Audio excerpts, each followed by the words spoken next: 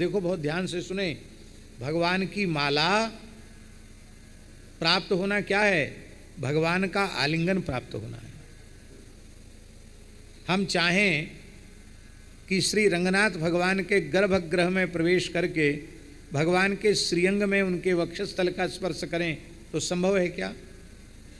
उनके चरण स्पर्श करें संभव है क्या? बिल्कुल संभव नहीं है। पर माला तो उनके वक्ष पे रही है कि नहीं? और वो माला अर्चक ने हमको दे दी, तो क्या भगवान के वक्षस्थल का जिसे स्पर्श प्राप्त हुआ उसका स्पर्श हमारे वक्षस्थल को मिल रहा है।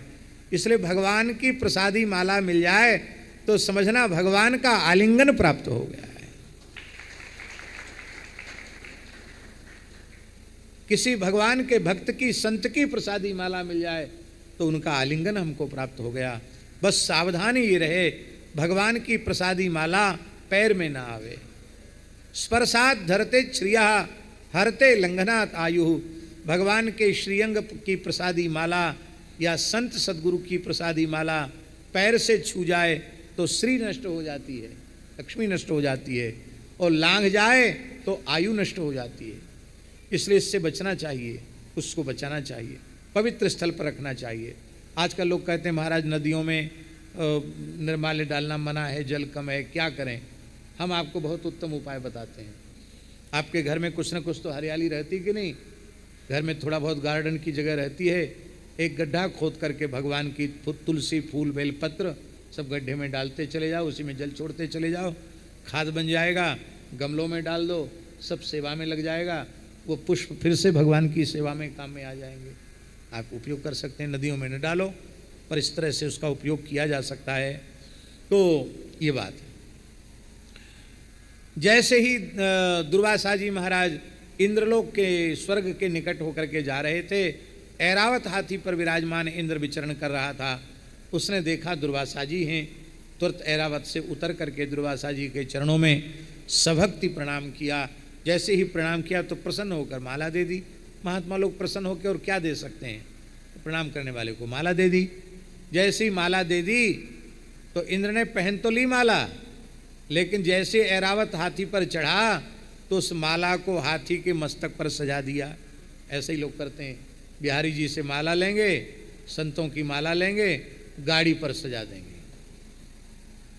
सुन लो, गाड़ी पर सजाने वाले, हाथी घोड़े को सजाने की चीज़ नहीं है वो, उसको मर्यादा से रखो। हाथी की माथे पर जैसे ही रखा, उसी समय ऐरावत ने सूंड से माला ली, नीचे पटक के पैर से रौंद दी, कुचल दी।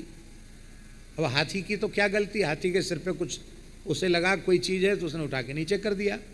हाथी का क्या दोष? हाथी पर रोष नहीं आया दुर्वासा जी को, इंद्र पर रोष आया। ओ दुष्ट इंद्र, जिस श्री मद में अंधे होकर के तूने भगवान की प्रसादी माला का तिरस्कार किया है, वह तेरी लक्ष्मी समुद्र में चली जाए, तू श्रीहीन हो जा। तत्काल इंद्र श्रीहीन हो गए। स्वर्ग की लक्ष्मी तिरोहित। रोने लग गया, बोले महाराज क्षमा करो। दुर्वासा जी बोले क्षमा करने वाले महात्मा दूसरे, हमारी क्वालिटी नहीं क्षमा वाली। हम क्रोध करना जानते हैं, क्षमा क्षमा हमारे शब्दकोश में। जाओ भोगो फल, जैसा किया वैसा फल भोगो। दुर्वासा जी अंतर्धान हो गए, इंद्र श्रीहीन हो गया। देखो, व्यक्ति श्रीहीन होता है तभी उस पर विपत्तियां आक्रमण करती हैं। इसलिए कभी श्रीहीन मत बनो, सदा श्रीमान बनो। आज हम आपको श्रीमान बनने की कला बता रहे हैं। माता पिता, गौ ब्राह्मण, संत, इनका सदा आदर करने वाले कभी श्री शून्य नहीं होते। इनका आदर तो करना ही चाहिए। बाकी श्रीमान बनने का एक साधन है।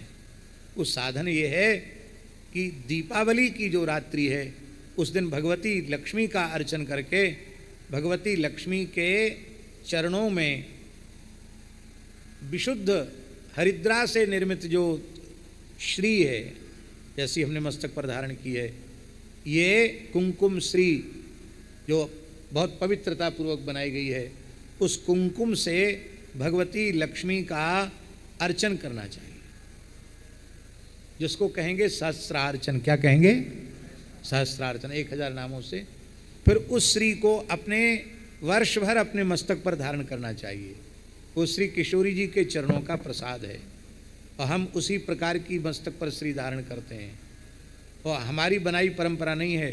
रेवासा धाम में तो सैकड़ों वर्षों की ये परंपरा है कि दीपावली की रात्रि को श्री जानकी नाथ जी का जब अभिषेक होता है तो श्री किशोरी जी का सीता सहस्त्र नाम से उनके चरणों में श्री अर्पित होती है और वही श्री वर्ष पर्यंत मस्तक पर धारण की जाती है।